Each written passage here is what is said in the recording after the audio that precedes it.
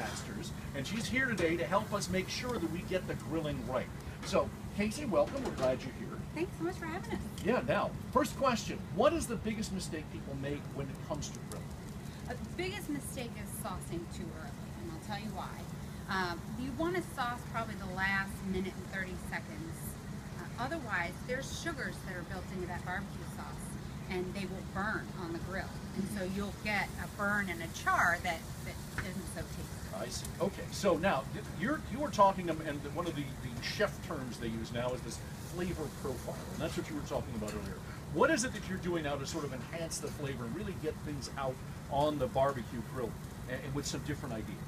So some different ideas is, one thing is cedar plank salmon.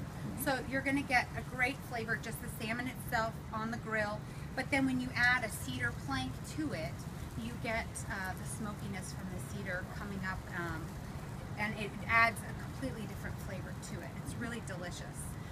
Other things, you know, we talk about, a lot of times you cook the meat on the grill and then all the sides, you're inside in the kitchen preparing that while your guests are outside having fun. Take the sides outside. So we've got grilled corn on the cob, and you can use garlic, pepper, salt on there as a great way to layer the flavors. Like you said, the flavor profile. And then grilled pineapple steaks. Nobody thinks about it, but you just use raw sugar with some cayenne pepper, and it's a minute. So 30 seconds on each side, flip it around a little bit, and it's just delicious. Holy cow! All right, now you have some things here that caught my eye. This is the first one that grabbed my attention. Tell me about this little gadget. Okay, so you see the Monica will sauce the ribs. We use that sauce brush in the restaurant, but if you don't have access to that, right, this, or you know, Famous Dave's pom pom as I call it. If you don't have that at home, a great do-it-yourself trick is just take a wooden spoon, get some dried herbs. We've got rosemary here, and you can tie it on with a rubber band, or you know, even those twist ties that come with your bread, and just tie it on there, and you can use this as a sauce mark. Just add a little flavor to it. Yeah, okay. And just something fun for you that you probably have in your kitchen. Okay. Now tell me about these seasonings and what you do with those. All right, so this is celery seed and Famous Dave's rib rub.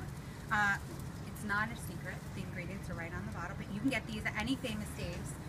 It goes great. It says Famous Dave's literally use it on everything. It goes great on pork chops. We use it on the St. Louis style ribs and the rib tips. But it's the celery seed that's kind of the hidden gem that most people don't know about. And what, you just put that on on the meat or the chicken? Yeah, so we put that on before it goes in the smoker. And it's fantastic. It's mild, it's got a little brown sugar in it, brings a great flavor out of any of the pork. We want to go quickly. What do we have here? Real quick, we got about 30 seconds. Real quick. Okay, so take your regular burger patty, add some smoked brisket, make it back into a patty again, you got brisket burgers. Just a quick change in flavor profile again. All right, there you go. Kaycee Schmidt, thank you very much. Famous Dave's here helping us grill on this 4th of July. Nicely done.